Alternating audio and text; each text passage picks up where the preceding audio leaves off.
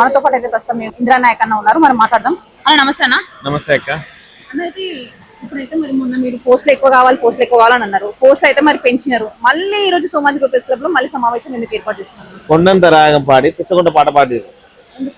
ఎందుకంటే డీజీపీ గారు 19,000 ఉద్యోగాలు ఖాళీ ఉన్నాయని చెప్తే ఈయన 5,000 కాస్త 2,000 పెంచి ఇలా 7,000 ఇస్తుందని చెప్పి ఇలా మమ్మల్ని అవమానపరిచే విధంగా మాట్లాడుతుంది. ఇలా ఎక్కడ చూసినా నిరుద్యోగులు ఎక్కడికక్కడ కూడా మాకు నోటిఫికేషన్లు పెంచండి, వయసు పరిమితి పెంచండి. మేము ఏం కావాలని అడగట్లేము. మీరు 2020 నుంచి 26 వరకు ఒక నోటిఫికేషన్ లేదు కదా, దానికోసమే అడుగుతున్నారు. ఆ 4 సంవత్సరాలు మా వయసు భారం పెరిగింది, ఆ వయసు భారం పెరిగే కొద్దీ మాకు వయసు అవకాశాలు ఇవ్వమని చెప్పేసి ఇలా నిరుద్యోగులందరూ కూడా అవకాశాన్ని కోరుతున్నారు. ఇలా ఉద్యోగాలు ఇవ్వమని, లేకపోతే ఉద్యోగాలు కావాలని కాదు, మాకు అవకాశం కల్పించండి. ఆ ఉద్యోగం అవకాశం కల్పిస్తే మాకు ఉద్యోగం వస్తుందా రాదని పక్కన పెడితే అవకాశం కల్పిస్తే మాకు ఉద్యోగాలు వస్తాయని ఒక చిన్న ఈ ప్రయత్నంలో వీళ్ళు కూర్చున్నారు. ఇలా చాలా మంది నిరుద్యోగులు సోమాజిగూడ ప్రెస్ క్లబ్ రావడం జరిగింది. దాదాపు 300 మంది ఇక్కడికి వచ్చి మాకు ఒక అవకాశాన్ని కల్పించండి రేవంత్ అన్న, మేము మీ చుట్టూ తిరిగినాం, మీ పాదయాత్రలు చేసినాం, మీ చుట్టూ తిరిగినాం, బస్ యాత్రలు చేసినాం, మీ ఎమ్మెల్యేల చుట్టూ తిరిగినాం, మీరు అధికారంలో వస్తే ఉద్యోగాలు వస్తాయని చెప్పేసి మేము చాలా ఇది చేసినాం అన్నా, మేము మీరు సీఎం కావాలని కోరుకున్నాం అన్నా అని చెప్పి చాలా మంది మిత్రులు మాట్లాడుతున్నారు. ఇగో అక్క, ఇలా ఒక 2 పిల్లల్ని పెట్టుకొని, అంటే పిల్లలు ఉండి కూడా నాకు ఉద్యోగం కావాలి, నాకు ఇలా వయసు లేదు, ఆ రోజు వయసు అవకాశం కల్పించడం నోటిఫికేషన్ లేదు, ఇలా నోటిఫికేషన్ వచ్చినప్పుడు అవకాశం లేదని ఒక ఉద్దేశంతో నాకు ఎట్లయినా న్యాయం చేయాలని చెప్పేసి వాళ్ళ భర్త ఆటో డ్రైవర్ ఉండి కూడా నన్ను చదివిపించిండు. నా ఒక మెరిట్ ని చూసి నాకు ఉద్యోగం వస్తే మా ఫ్యామిలీ బాగుపడుతుంది, మా భవిష్యత్తు మాత్రం ఒక ఉద్దేశంతో నేను కష్టపడుతున్నా అన్న అని చెప్పేసి మాతో మాట్లాడుతుంటే ఆ బాధలు అన్నిటిలా మా ఎట్లా ఇలా వర్షం ఎట్లా కురుస్తుందో ఇలా వాళ్ళ బాధలు కూడా అట్లే ఉన్నాయి. ఇలా ఏడుస్తుంది వర్షం, మేఘం కాదు. నిరుద్యోగులు ఈ కాంగ్రెస్ ప్రభుత్వం వచ్చిన తర్వాత నిరుద్యోగులు అంతా ఏడుస్తున్నారు. అరే ఏమైంది వీళ్ళకు? అధికారం రాకముందు మాతో తిరిగిరు కదా, మాతో సావాసం చేసిరు కదా, మా బాధలు విన్నారు కదా, అధికారం రాని గాలి పారిందా, గాలి సోకిందా, మరి ఏమైనా తాయెత్తులు కట్టాలా, బాబాలను తీసుకురావాలి వీళ్ళ కోసం? ఆ రోజు అధికారం రాకముందే ఇదే సోమాజిగూడ ప్రెస్ క్లబ్, ఇదే గాంధీ భవన్ చుట్టూ మమ్మల్ని తిప్పినది తిప్పి తిప్పి తిప్పి తిప్పి చేసిర్రు. కానీ ఇలా మాకు అవకాశం కల్పించండి అన్న, అర్హత ఉంది, అవకాశాన్ని కల్పించండి అంటే ఇలా మమ్మల్ని ఇలా ఎండ్రిని దాగని జామని ఒక ఆయన ఉంటాడు, ఒక ఆయన విద్యార్థులు వేస్ట్ ఉంటాడు. అంటే అధికారం రావడం కోసం మా నిరుద్యోగుల ఓట్లు కావాలి, కానీ అధికారం వచ్చిన తర్వాత మాకు అవకాశం కల్పించడం మాత్రం ఎండ్రిని దాగి జావు, నువ్వు వేస్ట్ కాదు అని చెప్పి మాట్లాడడం కరెక్ట్ కాదు. దాదాపు 30 లక్షల మంది నిరుద్యోగులు ఉన్నారు. 30 లక్షలు ఇంటూ 3 వేసుకున్నా కూడా 1 కోటి జనాభా మాదే ఉంది. మేము తలుచుకుంటే రాజకీయాలను అటు ఇటు చేయకూడదు సత్తా కూడా మా దగ్గర ఉంది. కాబట్టి దయచేసి ఆలోచన చేసి మాట్లాడదు. వాళ్ళకి కావాల్సింది అవకాశం కల్పించాలని. దీంట్లో ఎలాంటి రాజకీయాలు శశపిసలు ఏం లేవు. ఒకటే, మేము మీకు నిజంగా కాళ్ళు పట్టుకుంటాం మిమ్మల్ని నిజంగా. ఎందుకంటే వాళ్ళ బాధలు చూస్తే, ఒక్కొక్క బాధ చూస్తే చాలా ఘోరంగా ఉన్నాయి. ఏం చెప్పాలో అర్థం కావట్లేదు, ఏడుస్తున్నారు.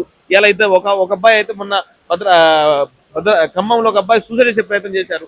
4 సంవత్సరాలు నోటిఫికేషన్ లేదన్నా, వస్తే నాకు అవకాశం లేదని చెప్పేసి సూసైడ్ చేసుకునే ప్రయత్నం చేశారు. ఇలాంటి విద్యార్థులు ఇలాంటి అవకాశాలు తానివ్వకుండా మీరు ఒకటే మార్గం, ఆ అవకాశాన్ని పెంచి వయోపరిమితిని పెంచి ఆ ఉద్యోగాలు కూడా 15,000 16,000 చేస్తే మా నిరుద్యోగులందరూ కూడా మీకు రాష్ట్రం 2034 వరకు కూడా మేము పట్టం కడతాం.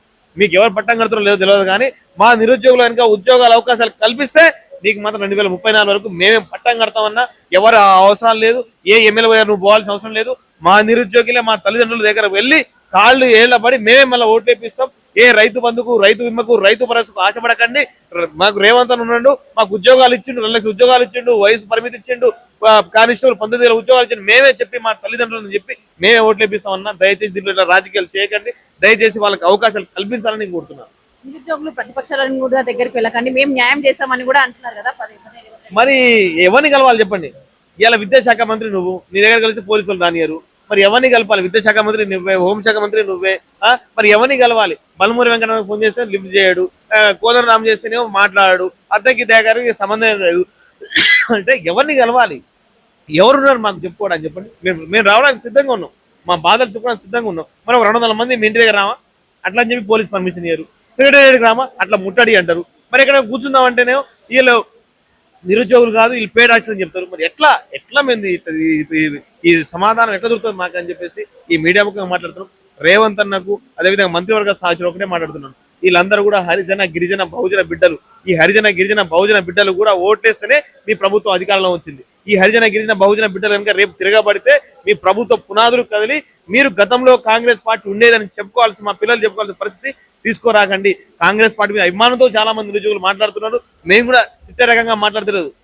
మా బాధలు వినాలని ఒక ఉద్దేశంతో అట్లా తిడితే అయినా వీళ్ళు కనీసం సొయి వచ్చి మా గురించి మాట్లాడుతున్న ఉద్దేశంతో మాట్లాడుతున్నాం. కానీ ఇది మా కడుపు నుంచి వచ్చిన మాటలు కావి, మా గుండెలో రగిలిన బాధలు అని చెప్పేసి ఇలా మీడియా ముఖంగా మంత్రులకు కానీ ఎమ్మెల్యేలకు కానీ ఎమ్మెల్యే చెప్తున్నాం. దయచేసి ఆలోచన చేయాలని చెప్పేసి మేము కోరుకుంటున్నాం. ఈ రోజు అసలు ఇంత సడన్ గా మరి ఈ రోజు సోమాజిగూడ ప్రెస్ క్లబ్ లో పెట్టాల్సిన సమావేశం ఎందుకన్నా?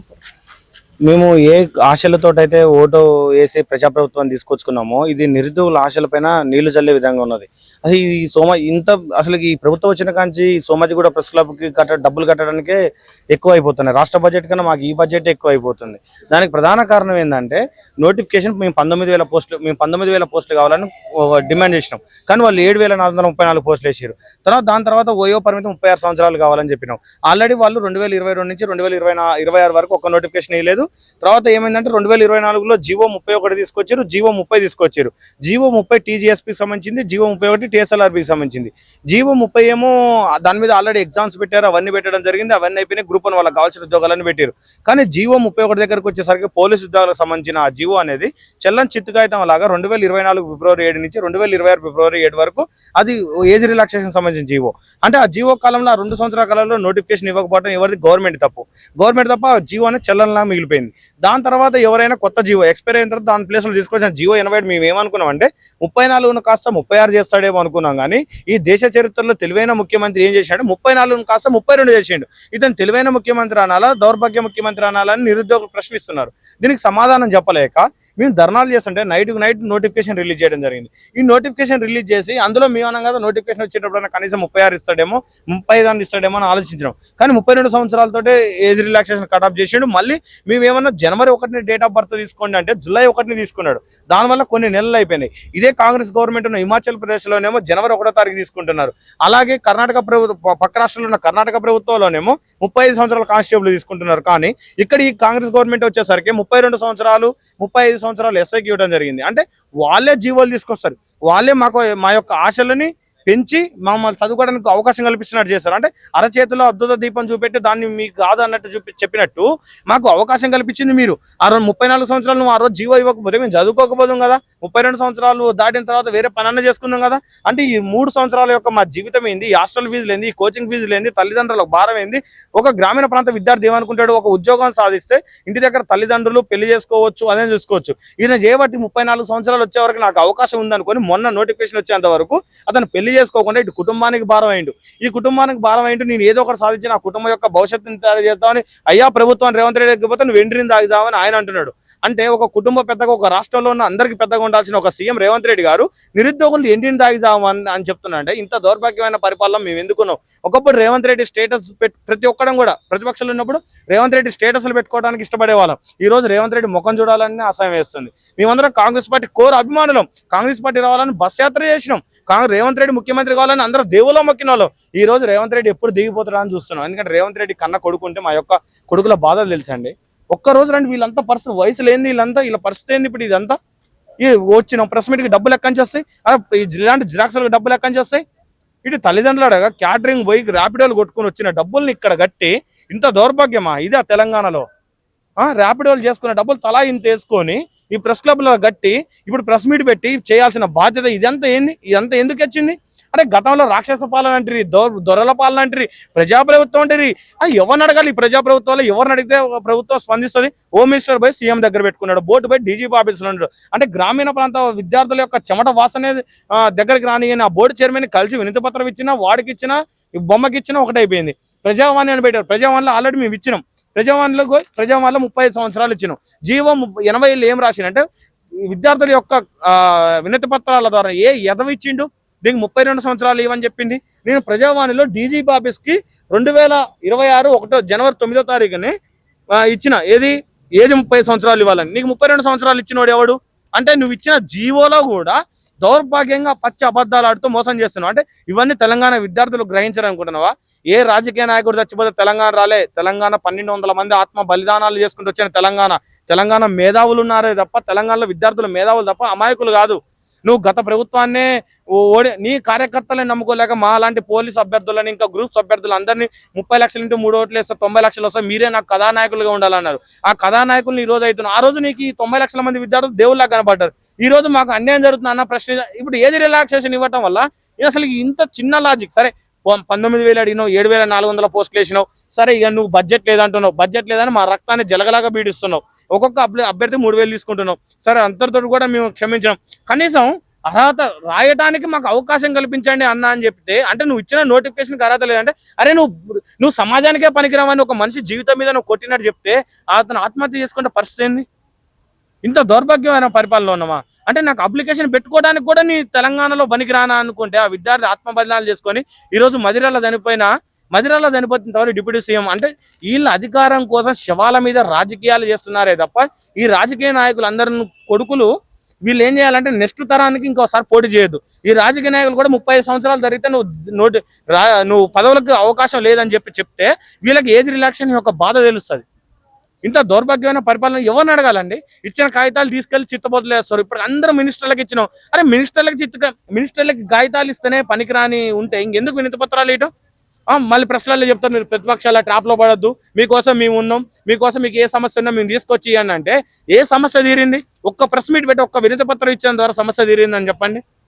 అరే ఒక మినిస్టర్ ఇంటికి ఒక 30 మంది కలిసిపోవాలంటే ఛార్జీలు ఎంత అయితే ఆ మినిస్టర్ పోలీసులు రానియరు, అక్కడ నిలబడాలి. వాడు 11 గంటలకు తీరిగ్గా రెడీ అయ్యి వస్తాడు. వాడు వచ్చేంత వరకు అక్కడ నిలబడాలి. ఆ గన్మేలు నెడతాడు. వాడు ఏదో ప్రజా సమస్యలు మేము ప్రజలం కానట్టు నెట్టేయటం, ఆయన కాన్వాయ్ ఎక్కుతాంటే ఇట్లా కాగితం తీసుకోవటం, అల్ల ఏముందో కూడా చదవడు. అసలు ఎందుకు వచ్చినా అని అడగడు.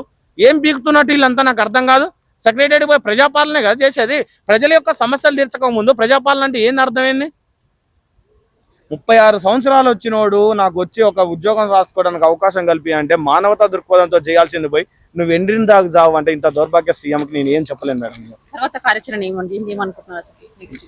తర్వాత కార్యాచరణ ఏముంటుంది మేడం? ఏదైతే ఇప్పుడు తల్లిదండ్రులు భారమైన అదే రేవంత్ రెడ్డి అన్నాడు కదా, దేని పనికి రావుతా స్థాయి జామని, అదే అవుతుంది. ఎండ్రిన దాగే చేస్తాం. ఇప్పటికి చాలా మంది నిరుద్యోగులు అలానే అక్కడ స్టేటస్ కూడా చూస్తున్నాము. నిరుద్యోగులు మొత్తము ఆత్మహత్య చేసుకోవడం కానీ ఏదో ఇప్పుడు డిప్యూటీ సీఎం దగ్గర వేణు అనే స్టూడెంట్ చచ్చిపోతేనే అది ఆత్మహత్య చేసుకుంటేనే ఇంతవరకు హాస్పిటల్ ఉన్నాడో లేదో, సచ్చిండో లేదో, బతికిండని ఓటేసినోడు ఆయన డిప్యూటీ సీఎం స్పందించలేదు. ఇంకా మా లాంటి వాళ్ళు ఏం స్పందిస్తామండి?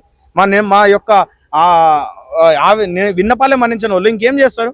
అధికారం ఉంది మేడం, అధికారం ఉంది కాబట్టి వాళ్ళు చలాయిస్తున్నారు. అధికారం శాశ్వతం కాదని గత ప్రభుత్వం గుర్తించినట్టు వీళ్ళు కూడా గుర్తిస్తే బాగుంటది. ఏదో గాంధీ భవన్లో పల్లి బఠానీలు నమ్ముకునే నేనే ప్రత్యక్ష సాక్షిని. నన్ను అడగండి ఏ మినిస్టర్ అని చెప్తాడు, ఏ ఎమ్మెల్యే అని చెప్తాడు. నన్ను అడగండి గాంధీ భవన్లో పల్లి బఠానీలు అమ్ముకుంటే మేమే పల్లీలు పార్టీలు కొనిచ్చిన నా సొంత డబ్బులతోటి మేమే శాల్వాలు కప్పిన వీళ్ళకి. అదే మహేష్ కుమార్ గౌడ్ ఈ రోజు అడగండి, మా క్యాస్టే మహేష్ కుమార్ గౌడ్ పోయి అడగమనండి. అదే ధర్నా చౌక్ ఆయన ఆఫీషియల్ లెటర్ మీద పెడితే ఆయనకు శాల్వా తీసుకొచ్చి కొప్పించినాం, ఆయన కొబ్బరి మండలు మేము కొనిచ్చినాం, ఆయన టీలు బిస్కెట్లు నేను తీసుకొచ్చి ఇచ్చినాం. ఎవడిచ్చినారో డబ్బులు? ఈ రోజు మీరు పిసిసి అధ్యక్షులు పెద్ద పెద్ద స్టేట్మెంట్లు, పెద్ద పెద్ద ఇంటర్వ్యూలు, కాలం అన్ని ఒకటే రోజు ఉండదు సార్. కర్మ సిద్ధాంతం అనేది ఒకటి ఉంటుంది. ఈ రోజు పొట్టుని పొడి కొడితే పోషమ్మ కొడుతుంది అన్నట్టు ఈయన కూడా మేము కొడతాం. మా అంటే 3 ఇయర్ క్యాలెండర్లు అయిపోయినాయి. ఇప్పుడు 3 క్యాలెండర్లు జినిగిపోయినాయి. ఇది కూడా కాలిపోయింది. నెక్స్ట్ ఈయన క్యాలెండర్ జిరుగుతుంది. ఎవడు ఏం చేయలేడు మేడం.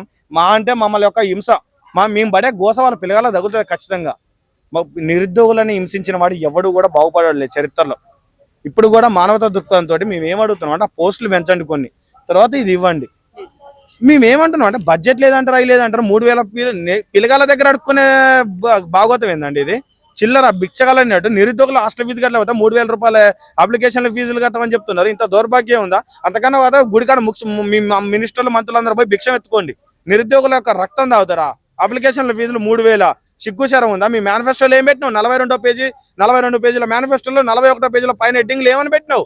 అప్లికేషన్ ఫీజుకి ₹1 తీసుకుంటున్నావు. సిగ్గుశరం ఉండొద్దు. మేనిఫెస్టో అంటే భగవద్గీతతో సమానం. ఇంత దౌర్భాగ్యమైన పరిపాలనలో వీళ్ళకి ఏం చెప్తామండి? ఇన్ని మాటలు మాట్లాడి వీళ్ళంతా వేస్ట్ మారరీళ్ళు. ఎలక్షన్ ఎప్పుడు వస్తుందని ఎదురు చూస్తున్నాం అంతే. ఇక